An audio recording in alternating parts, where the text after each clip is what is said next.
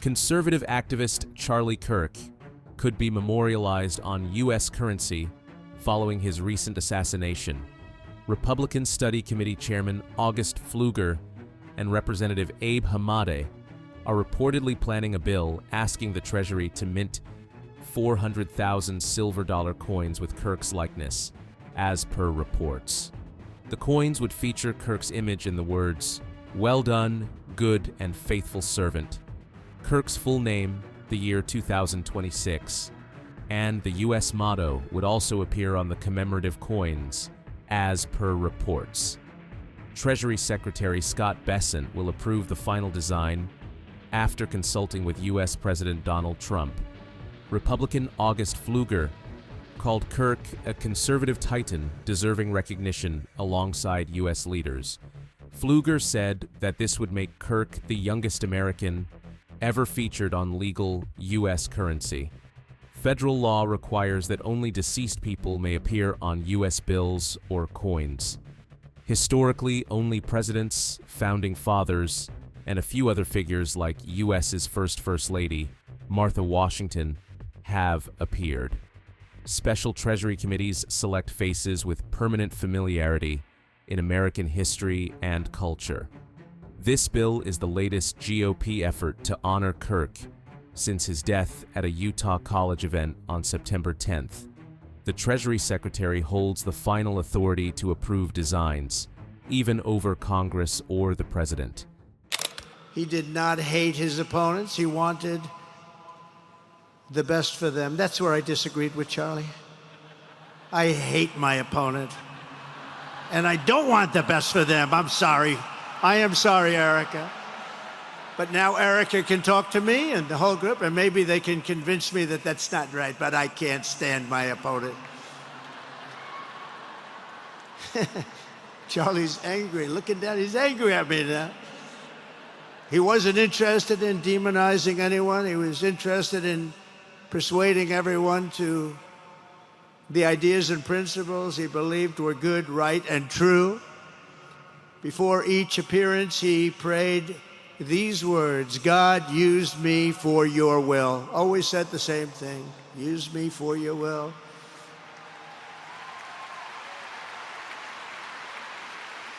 And that is exactly what God did. When you think, that's exactly what he did.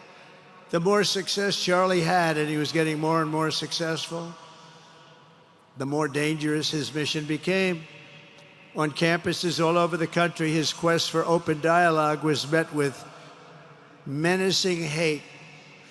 There were bomb threats, pulled fire alarms, and countless rage-filled radicals who tried to shout him down. It was nasty. I used to say, Charlie, this is nasty stuff you're doing. At one event, police had to build barricades to protect students from an angry mob of thugs.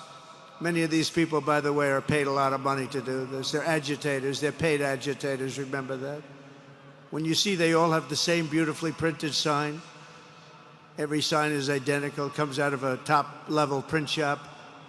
That's not the signs that are made in somebody's basement. Those are paid for by very bad people, and hopefully we're going to be finding out through the DOJ who those people are.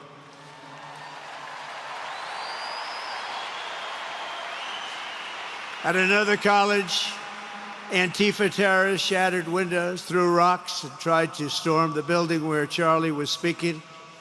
It was a really bad one.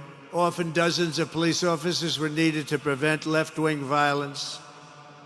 And the violence comes largely from the left.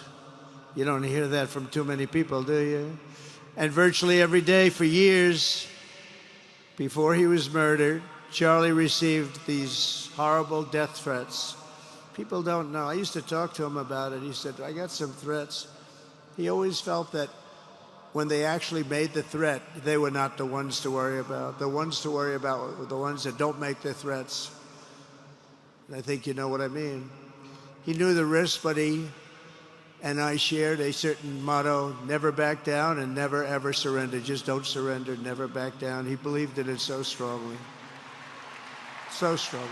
And he's right. He's totally right.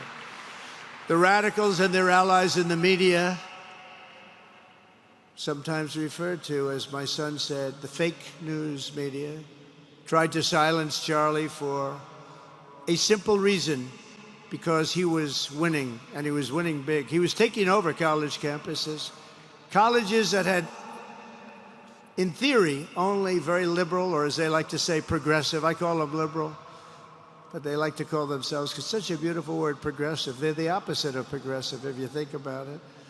But they were really nasty, and he would go into these colleges. All of a sudden, within 2 years, 3 years, they turned into bastions of conservatism. It was really quite amazing to see. They lied about him because they did not want you to listen to him or to learn from him, because what he was talking about and even preaching made so much sense. Everywhere he went, he won the debates, he won the hearts, he won the minds, and yes, he won the elections for people. He helped us, he helped other people. We won the biggest election in the history of our country, I believe.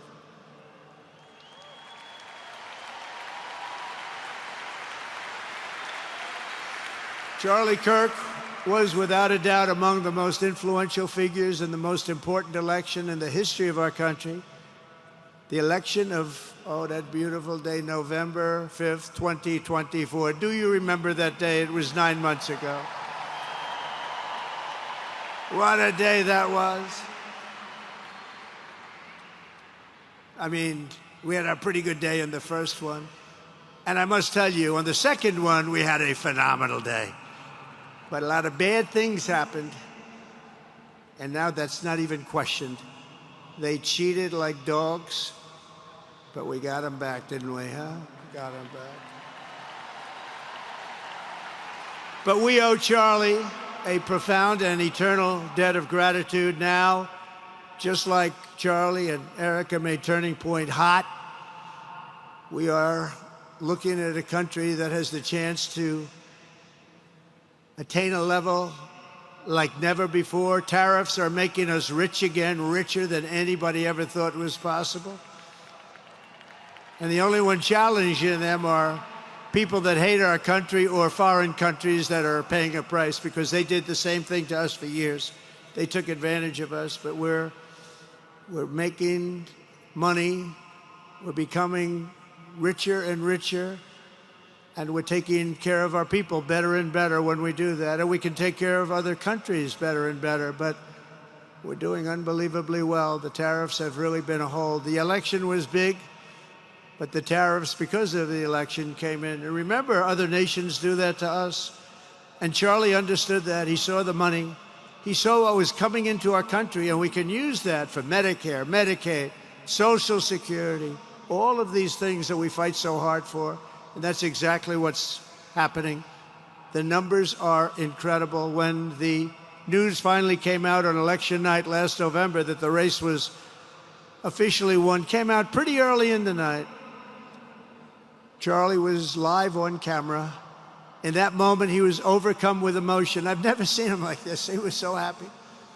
For a long while, he said nothing. His eyes were filled with tears, and then he buried his face in his hands and he started crying. That wasn't the Charlie I knew, but in thinking about it, it actually was the Charlie I knew, because he had a tremendous heart.